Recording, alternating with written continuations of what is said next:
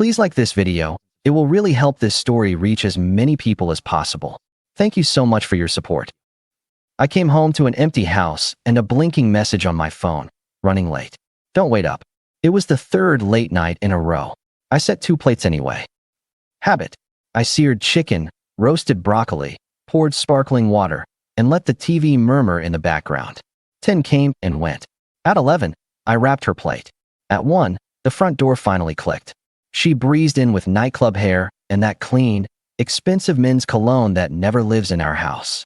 Smells like a guy walked by and just doused me, she joked, tossing her purse on a chair. Right. A stranger with a perfume cannon, I answered, lifting the foil on her plate. Chicken's cold. She grinned like I'd said something cute. It was a work thing, Ben. Big client. We're under the gun. If I'd known where it was headed, I would have left that night. I didn't.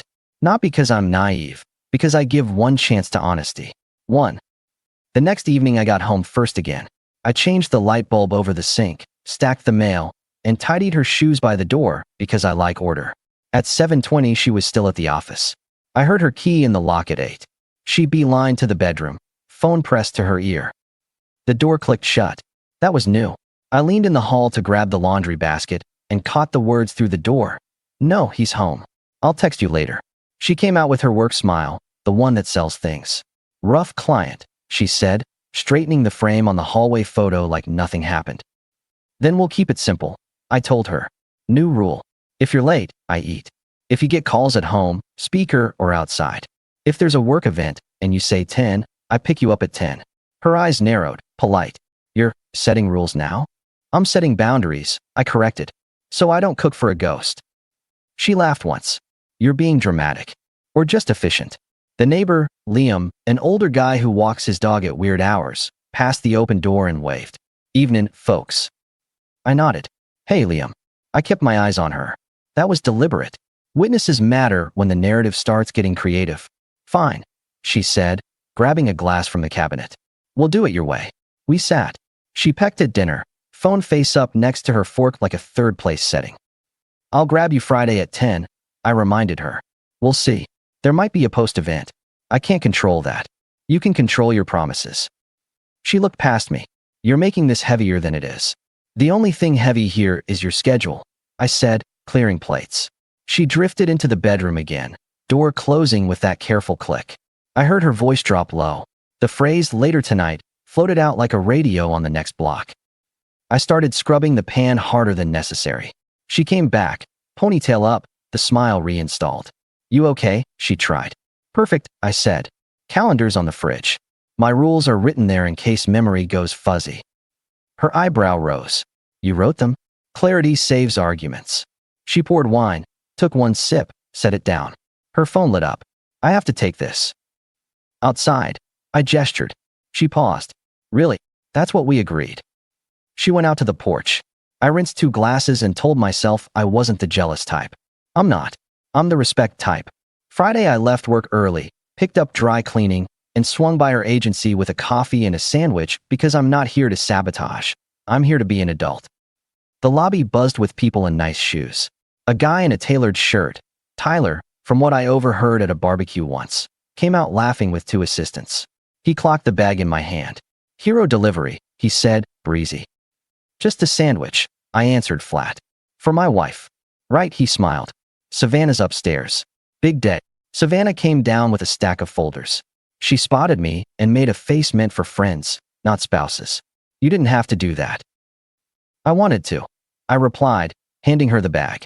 Tyler leaned on the front desk like he'd practiced the angle. We're stealing her for the night, man. Giant client. If she comes back without a voice, it's on us. 10, I told her. Out front. I'll be here. Savannah rolled her eyes at Tyler. See? He's punctual. Punctual's underrated, I said. She kissed my cheek without meeting my eyes. Thanks for the coffee. A receptionist named Dana watched like it was her show. People always watch when power shifts. Savannah headed back upstairs, and I stood there, hand on the door. Tyler laughed to Dana. Lo, if we survive tonight, we deserve medals. Or a vacation. I stepped closer. Make sure you all deserve whatever you think you do. His smile thinned. Of course. By 9:50, I was back in front of the agency. 10 rolled past. I texted, front.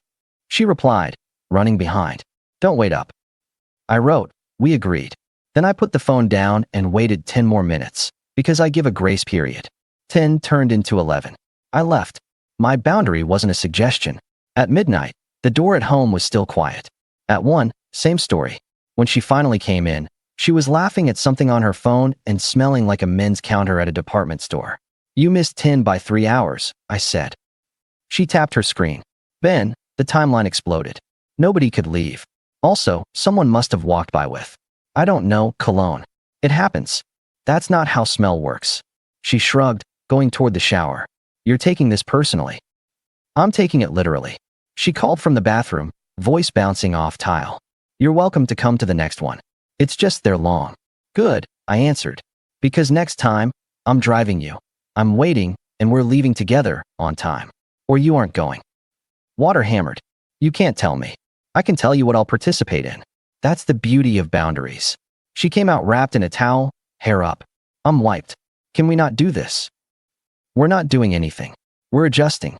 She rolled into bed, phone in hand. It kept lighting up. She kept turning it face down. In the morning, she was sunshine. Eggs on the stove, a note. Sorry. You're right. We'll plan better. That was the first soft turn. A friendly coat of paint over a cracked wall. I thanked her and kept my plan anyway. That afternoon, I moved my direct deposit to my individual account and left our joint account stocked with a predictable amount for household bills only. I put it in writing on the fridge, rent, utilities, groceries. Everything else. Separate. That wasn't punishment. It was me stepping out of gray fog. When she got home early, another surprise, she pressed a kiss to my shoulder while I chopped vegetables. I booked us a day trip in 2 weeks, she said. My treat. I want us to reconnect. That's good. I replied, sliding peppers into the pan. It'll be easier with clear rules. Her jaw ticked, subtle. You're really serious about the money thing? I'm serious about not funding vagueness. She laughed without humor. Wow. Get used to wow. We ate. She talked about a big pitch coming. I listened and didn't chase. She noticed the difference. She always liked being chased. The next week the tension went from a background hum to an alarm clock. More closed doors. More I'll text later. More don't wait up.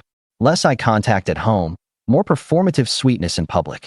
We went to our neighbor's barbecue that Saturday. She put on that bright persona, clung to my arm like a prop, then drifted to a circle of people telling stories about late nights at the office. Savannah's our MVP, Tyler announced from across the yard, loud enough for the tables to hear. She practically lives at work. Laughter. I took a sip of my drink and kept my face bored. Liam raised an eyebrow at me from his lawn chair. Man knows what he's doing, he muttered to another guy. People notice more than you think. On Sunday, she arranged self-care. I changed the oil in my truck, cleaned out the garage, and boxed up the closet shelf she kept meaning to sort. I labeled it with a sticky, your keepsakes. Not a threat, a courtesy and a hint. Start thinking in terms of mine and yours. Then came the night that settled everything. At 2:30 a.m. my phone lit up. Wife. I answered. Her breath was rushed. Baby, I'm still at work. The report's on fire. Don't wait. In the background, a male voice, half whispered, amused. He's never going to buy that. I smiled into the dark. He's right. I don't. I ended the call. No threats. No speeches. I went to my settings and blocked the number. I put the phone face down, sat up, and looked at the bedroom door like it was just a door, not a door to my life. Let me pause the story for just a second. If you're still listening, please hit the like button on this video. It really helps YouTube show this story to more people. Thank you so much for the support. Now let's get back to the story. The night was a clean slate. I stood, walked to the guest room, opened the suitcase I keep for quick trips, and folded a week of clothes into it. I moved my toiletries to the hall bath. I changed the code on the door and sent myself a screenshot so I wouldn't forget. I logged into our streaming accounts and turned off all my automatically signed-in devices. Then I updated my emergency contacts at work and removed her name. Actions, not noise. 30 minutes later the key turned in the lock. The knob met the deadbolt. She fumbled, knocked, then hit the doorbell like a telemarketer. I opened the door and stepped aside. She stood there pale and wide-eyed. Why aren't you answering? She demanded, and then caught herself. Softer. I was worried. Were you? I asked, neutral. It's not what you heard. That was... I can explain. I don't need it explained. Ben, please. Bathroom's down the hall, I said. Guest towels are clean. She blinked. You blocked me. Yes. Are you serious right now? Very. I walked to the bedroom. She followed on quiet feet, like the floor might punish her. I took my suit from the closet and laid it on the bed. She hovered at the doorway. I'm not the enemy, she tried. I didn't say you were, I said, folding a tie. I said I'm done negotiating respect. You're overreacting. I nodded at the clock. It's 3 in the morning. I'm not reacting at all. I'm acting. She reached for my sleeve. I lifted my arm out of reach like you do when a cat tries to climb your leg. Don't be like this, she said, voice wobbling. Like what? Clear. Her chin dipped. I'll sleep on the couch. You'll sleep wherever you like, I answered. In the morning, you'll pack a bag. You'll stay at Jenna's or a hotel. I won't debate it. Why should I leave? She found a little spark. This is my house too. Because I didn't spend the last month building a double life, I replied. And because I'm not moving out of a home I built and pay for. She swallowed. You're cruel. No. I'm clean. She slept on the couch, or pretended to. The house was quiet in that heavy way when people are awake and thinking. Dawn came without ceremony. I brewed coffee and made eggs. She patted in with her hair up and her carefully bare face. She tried a new tactic. Let's reset, she said, barely above a whisper. I messed up. I've been pulled in 1,000 directions. I'll cut back. I'll show you. That's good, I replied, sliding a plate toward her. Cut back somewhere else. You're throwing us away. I'm throwing away manipulation. We'll see what's left. She stared at the eggs. I can't believe you blocked me. Believe it. I went to work. At lunch, I walked 3 blocks to a notary near my office and started the paperwork to end it. No saga. No drama. I filled out forms, signed where they told me, and sent the packet by certified mail. My hand didn't shake. My thinking didn't buzz. It felt like sorting tools back onto a pegboard after someone threw them all over the garage. When I got home that evening, she was waiting with the second soft turn. Candles, a roast in the oven, our wedding playlist humming low. She wore that sweater I always said looked good on her. She moved toward me like we were in a commercial, eyes glossy, palms open. I booked us a counselor, she said. 2 sessions. I want to do the work. I already did mine, I answered, hanging my jacket. Which is what? Ending it. She laughed, sharp, then softened instantly. No, Ben, don't do this. We can fix it. We can't fix respect. It's binary. You're making a mistake. I don't make many. She searched my face. Is it because of what you think you heard? Because. It's because of everything I heard and everything I didn't need to. Because of doors. Because of time. Because of smells that don't come from nothing. Because of stories that change mid-sentence. She moved closer. Do you remember when we started? You said I was the brightest thing in the room. I'm still that. You're bright, I said. But I'm done getting sunburned. The oven timer dinged. She jumped. I didn't sit. I took my suitcase from the guest room and set it by the door. Her face crumpled at the sight of it, then smoothed out like she'd practiced that too. Where are you going? She asked. Nowhere, I said. I'm letting you go. In the morning, she did pack. She called Jenna, who showed up in yoga pants and the expression friends wear when they're prepping for a scene. Jenna looked around at our neat house like it had wronged her. You're really kicking her out? She challenged. I'm asking her to leave a situation she broke, I answered, carrying a box to the door. People make mistakes, Jenna pushed. Consequences aren't cruelty, I said. Savannah reached for my arm. Can I talk to you alone? You can talk right here. She glanced at Jenna, then back at me. Please, just a minute. I shook my head. I'm done with rooms that close. I put her suitcase by the porch and handed her an envelope with a list. Bills covered, items that are hers, the date to come for the rest with someone else present. She scanned the paper, stunned. You really wrote it all out, she whispered. Clarity. I hate this version of you. This is the only version there is, I said. The rest was goodwill. She left with Jenna, crying in private and rigid in public. I went to the gym. I went back to work. I slept like a man who returned to the right size of bed.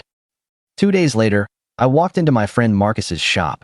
He's a barber with a couch in the back and opinions he's not afraid to share. I like the white noise of clippers when life gets loud. He had my hairline, then my face.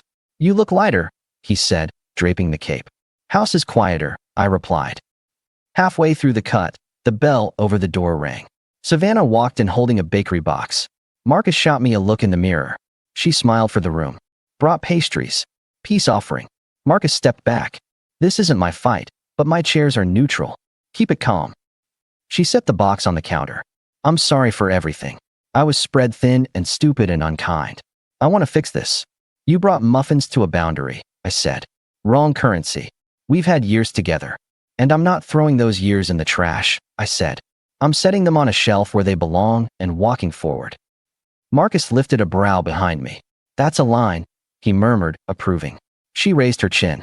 You could at least talk to me privately. No, I answered. I'm done with privacy where the story changes. If you've got something to say it with witnesses. She flushed. You're punishing me. I'm protecting me. The door opened again. A couple guys from the firehouse came in, laughing about something. The room grew crowded and normal. Savannah looked at the box like it could fix anything and understood it couldn't. She left it and went out without another word. Marcus cleaned up my neckline. You good? Better, I said. Then hold that line, he advised. Spaces get messy when you let the wrong person rearrange furniture. The next morning, a courier knocked at my door with a stamped packet. It was surprisingly thin. I signed, thanked him, and slid the file into a drawer. Done as a fact, not a speech. Savannah called from an unknown number. I didn't answer. She texted from another. I replied once. Communicate only about logistics. Tuesday noon to pick up your stuff. Bring someone. She wrote paragraphs that danced around accountability without touching it. I didn't read past the first lines. When Tuesday came, she arrived with Tyler. Of course she did. They stood in my doorway like a team. Tyler's shirt was ironed within an inch of its life. He gave me a handshake like he'd practiced it in management training. Here for boxes, he said, cheerful. You can wait on the porch, I told him. She knows where her things are. Savannah frowned. He's here to help. I didn't ask for help. Tyler looked around at the neighborhood like he might buy it. Man, this place is nice. Great lawn. Keys, I said to her. She blinked. What? House key. Spare fob. Garage opener. People think they'll get a goodbye. What they get is a checklist. She reached into her purse and set them in my palm. I walked to the kitchen, pulled a small envelope from the drawer, and slid them in. I wrote her name on the front. It wasn't for her, it was for me. I like completion. Tyler tried for a laugh. No hard feelings, yeah? Work gets crazy. Work doesn't make people dishonest, I answered. They do that all by themselves. Savannah stiffened. You can't talk to me like I can talk to you like I'm not confused anymore. She moved down the hall gathering framed photos, a vase she loved, a box of old cards. I didn't linger. I went to the porch and leaned on the railing. Liam, walking his dog, paused. You all right? He asked. Better every hour, I told him. Inside, Tyler whispered something. Savannah whispered back. Boxes thumped. She came out with the last one, set it by the door, and looked at me like we were at a movie where the audience was supposed to cry. You're really done, she said as if testing. I was done the night the background voice answered for you. Her jaw clenched. You misheard. I didn't, I replied. And I didn't need to. The pattern spoke louder. Tyler reached for the last box. I put a hand on it and held his gaze until he let go. She can carry that one. Savannah lifted it, cheeks coloring. Are you happy now? I'm free. She stood there, wanting a scene I wouldn't give her. I opened the door, pointed her inside to grab the envelope with the key, then pointed her back out. She left with her arms full and her mouth empty. Tyler trailed, no jokes left. That night the house felt like mine again. Quiet, square enough. I ate a steak at the table with one plate and didn't have to defend the time it took to cook it. I didn't scroll. I didn't pace. I mapped out my next months. Over time, while the big project at my firm ramped up, weekends on the lake with my buddy Nate's boat, a coat of paint in the hallway, new tires, a better lock on the back gate. Simple. Savannah tried one more swing a week later. She showed up at my office lobby in a dress like a pitch. She held her phone in front of her chest like a shield. Can we talk for 5 minutes? She asked the receptionist first, testing the waters. The receptionist glanced at me. Do you want to? No, I replied. Savannah moved closer anyway. Ben, please. I'm not sleeping. I'm not eating. You're describing consequences, I said. Is there someone else? Respect is someone else. She exhaled hard. If you walk away now, you'll regret it. I checked my watch. I regret not leaving sooner. 2 coworkers walked through the lobby doors. One of them was my project lead, a guy who expects focus. He took in the scene with a quick look. I lifted my hand toward him. Give me 30 seconds. He nodded. Savannah followed my eyes and realized she had an audience again. She tried to spin it. Ben and I are just working through a misunderstanding, she told them. We're not, I answered. Her smile froze. She reached into her purse, then thought better of whatever was in her hand. What will people think? She whispered. They'll think the truth if you let them. I held out my palm. The last thing. Your name on the insurance. I removed it. Here's the notice. You're covered through the end of the month. She took the paper like it burned. You planned all this. I planned clarity the minute you made it necessary. What do you want me to say? Nothing, I replied. You don't owe me words. You owe me absence. She stared at me, then at my lead, then back at me. You're colder than I thought. I'm exact. I walked away. She didn't follow. She liked control. She hated definitions. The definition was final. Here's the part movies never show. Life after the line.